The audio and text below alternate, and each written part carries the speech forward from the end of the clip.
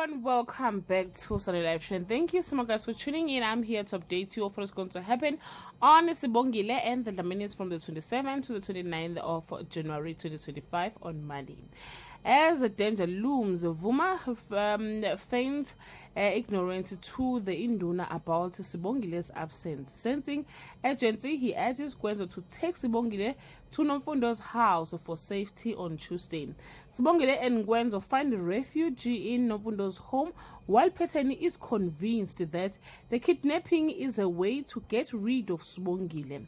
When Zeni's plan to raise awareness about an important matter thwarted by Njengaye, who doesn't want his family to attract the wrong attention on Wednesday. With Njengaye's intervention, the Induna rethink his actions. Sibongile finds the courage through the counsel of Peteni and Nomfundo. When Zeni is so determined to help Sibongile that she attempts to skip school and take a taxi all by herself to get to Ikobo. Well guys, that's all I have for today. You can leave your comment below and share your opinion.